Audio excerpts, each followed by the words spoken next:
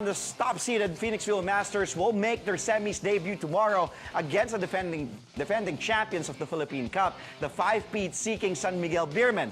Game 1 of their series tips off at 6:30 p.m. at the Mall of Asia Arena.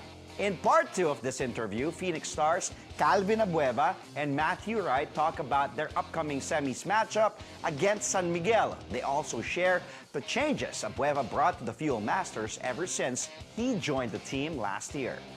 Lahat naman ng binigay sa akin ni Coach Louie, lahat ng kailangan ko rin gawin sa court at kailangan binigyan niya rin ako ng chance na ilaro ko yung laro ko dito sa team na to at para sa akin kasi laki rin ng tiwala sa akin ni Coach Louie at malaki rin naman tiwala ako sa kanya. Kaya 110% talaga lalaro ako sa kanya. Calvin was added to your team last year, Matthew. How big of an addition is a Calvin Abueva? What can he bring? Because all we see are his antics, antics, everything that he does on the court. But how about off the court, in the locker room? What kind of a teammate is Calvin Abueva? My boy. Oh my God. I don't know if we can say it on TV, but I'm just kidding. He's going to be Calvin. Everybody knows who he is. He's not going to change. You can either like him or hate him. You either have to like him or hate him, but he's going to be the same person every day. And but what he added to our team was he added a superstar, an all-star dimension. Teams respect us now because we have him, and he brings that toughness factor. We've gotten a lot. In the years before, when I first came to Phoenix, we were a pretty soft team, and we just didn't have the personnel yet, but. We have guys now, since we got Calvin, now we get Dave, keeping the couple rookies that we got. These guys are, hard-nosed guys, so they bring the intensity in practice. So you should see our practices. It's almost like intense. It's like wrestling. Really? It's very physical. Wow. And that's kind of the mentality that we're trying to breed in this organization. And the only way we can make up for the lack of size that we have, some say the lack of talent.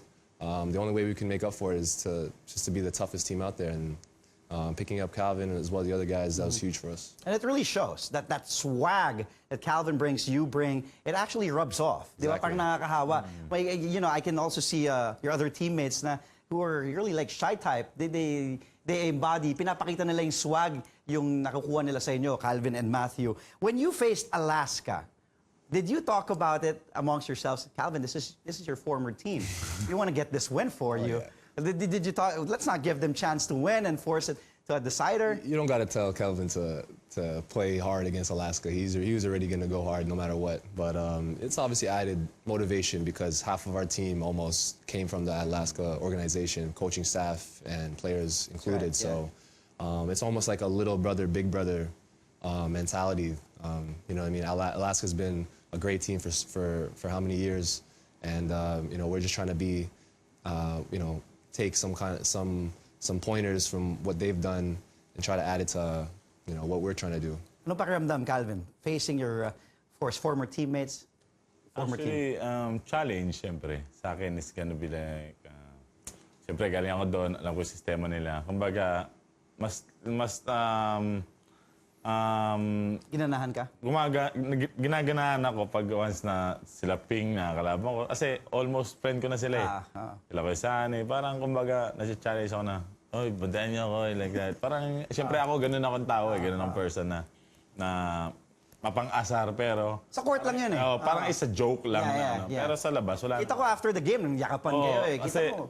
like, big, mabuti nga hindi naglaro eh. Complete physical, oo, nandun. Pero pagdating sa labas, gano'n like, kami lang rin. Wala naman personalan sana eh. Basta trabaho lang. Trabaho lang. Okay, Matthew, you had said, and I quote, we've got to beat the best teams to win a championship. And you may just face...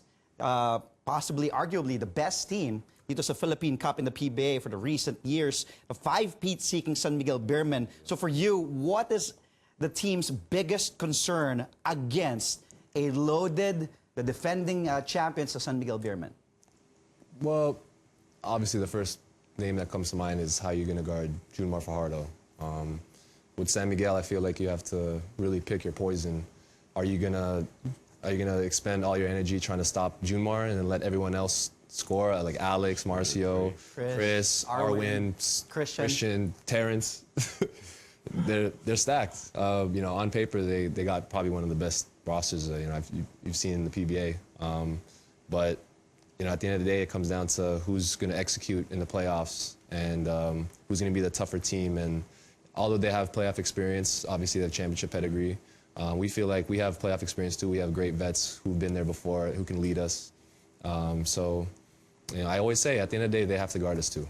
Ikaw naman, Calvin, ano yung pinag-uusapan nyo against San Miguel? Kasi alam ko, nung sa All-Star game na kinikwento ni Arwin, friends kayo, di ba? Magkaparang kayong Kapampangan. Pero pagdating daw sa hardcourt, pag nagharap kayo ni Arwin or San Miguel and Phoenix, talagang bakbakan. Yeah, actually talagang ano yung point doon, trabaho nyo eh. Kung ano yung trabaho nyo dito, dapat ipakita nyo. At siyempre, we are deserving din na mapunta rin sa taas, di ba? Sa first time na nag-playoffs, bakit di yung pa-i-grab? Eh, sila is gonna be, always sila nandito eh. Dito sa rank na to, semis, finals, or nag-champion. At siyempre, may title rin silang pinag-iingatan. Di rin nila basta-basta Bibitawan. And to be the best, you have to beat the best. Oo, pwede. You think Phoenix is ready to beat the best? Oo, pwede, San Miguel? Kasi we all naman fighters eh. Wala namang the balls is bilog, di ba? Wala namang... The ball is round.